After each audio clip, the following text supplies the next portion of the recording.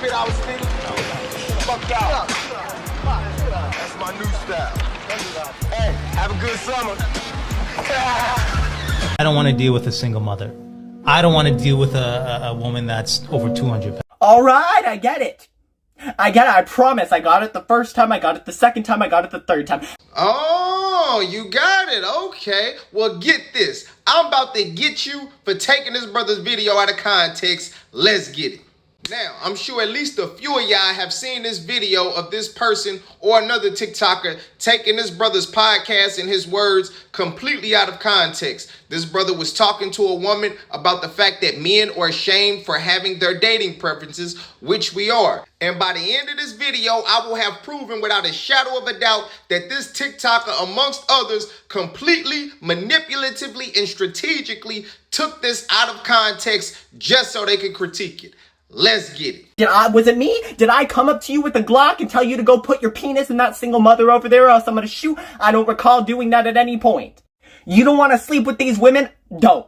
The last time I checked, nobody said anything about not wanting to sleep with single mothers. And let me preface everything I'm going to say in this video with the fact that I do not have a problem with single mothers. I love single mothers. I love big chicks. As a matter of fact, I don't date nothing but single mothers and big chicks. So please, TikTok, do not clip my video. I don't want no smoke. And these cheap ass skull candies ain't the best earbuds in the world. But I'm pretty sure he said he doesn't want to deal with single mothers. Not he doesn't want to sleep with them. Because anybody with just a smidgen of understanding of heterosexual males knows we out here knocking single mothers down like bowling pins. Straight up. You know, the same way women let men take them out on expensive dates and take them shopping and pay bills with zero interest of dealing with them on any serious level. Yeah, we do the same thing just for sex. You want me to somehow, summon all of the magic in the world to make the women you actually want to sleep with want to sleep with you? I can't do that. I don't think God himself can do that. No, that's quite all right, A Tribe Called Zest. Especially considering the fact that nobody consulted you. But in all seriousness, a lot of men definitely need other brothers to tell them that they have value, they have worth, and they don't have to tolerate women that wasn't their purpose to begin with. And then you want to be like, oh, well, I'm only saying it because I'm being shamed. No, you are not. Please tell me who the fuck you were watching that said, I only keep stating my preferences because people keep shaming me for it. That would be like an obese person saying, I only keep stating my weight because people keep fat shaming me. That is a bold-faced lie from the devil himself. And as it pertains to that lie, I'm about to completely rip his ass apart from every angle. And there's definitely, no pun intended, on that shit. But there's a guy, you may have even heard of him. What is his name? Michael B. Jordan. That's his name. And guess what happened to Michael B. Jordan when he took a trip to Italy and had a boat party full of Italian women? Black women tried to cancel his ass. Don't believe me? Watch. Some of you are not getting why certain Black women are canceling Michael B. Jordan, or why Black women are concerned about who he's sleeping with, or why they care. And I see people in my comment section saying, oh, well, I thought Black women only cared when Black male celebrities publicly come out and disparage Black women. Why are we canceling Michael B. Jordan if he didn't say anything negative about Black women? I'm a stinker, ain't I? Now that I've completely and utterly destroyed that blatant lie from one angle, allow me to dig your ass back up out the ground, address some shit that I forgot to address earlier, and tear your ass apart from another angle. Let's get it. Now, for the sake of argument, I'm going to entertain the notion that the guy was talking about women that he wants to sleep with and not women that he wants to deal with. If he wants to avoid single mothers and big women, common sense, which I get is not so common anymore, would tell you that he's probably going to date younger women. And guess what happens when men target younger women, even of legal age? In other words, they get shamed for it. You are coming onto the internet and publicly announcing this information. Every fucking Friday, you need to make a presidential inaugural speech about why you don't like fat bitches. Nobody, and I mean nobody, makes a public service announcement, comes to the internet, and looks in the camera every Friday and says, hey, I don't like single mothers or fat women. Thank you. God bless you. Good night.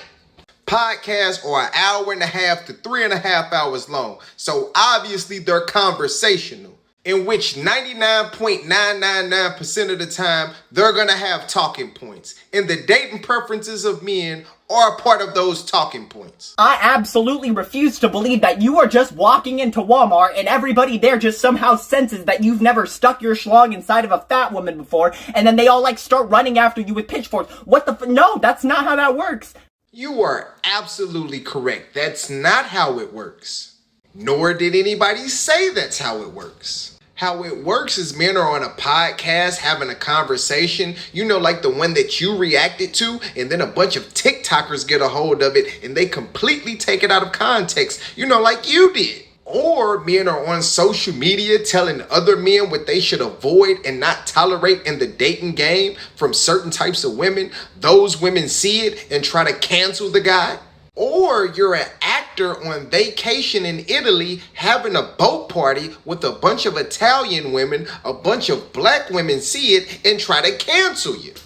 Then you want to be like, oh, well, I'm just giving advice. I'm trying to help these other men. Well, what advice? I ain't seen you give advice one time. Yet another blatant, shameless lie, because each and every, and I mean every red pill content creator that I'm personally familiar with, whole platform is dedicated to giving advice for the most part. You can go read the comments of Kevin Samuels tribute videos right now and see thousands of people thanking Kevin Samuels. Not only men, but women thanking him, saying, hey, I was able to get married because I took your advice. I was able to save my marriage because I took your advice. So I have no clue what the hell this person is talking about. I don't know what the fuck they've been watching. As a matter of fact, if I wanted to listen to a podcast with dating advice so I could get better at it, why would I listen to you?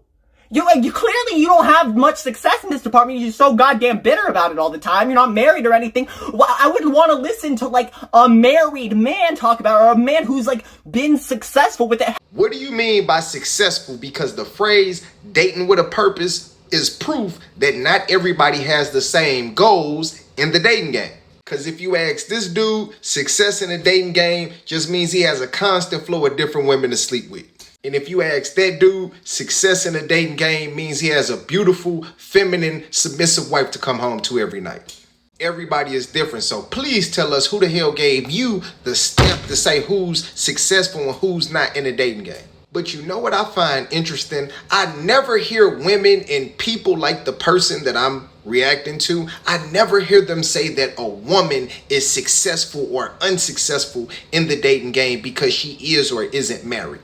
But ain't it funny how anytime a woman is deemed as unsuccessful in the dating game because she's unmarried, it's always, well, marriage doesn't define a woman, and women are single by choice. Women don't need marriage.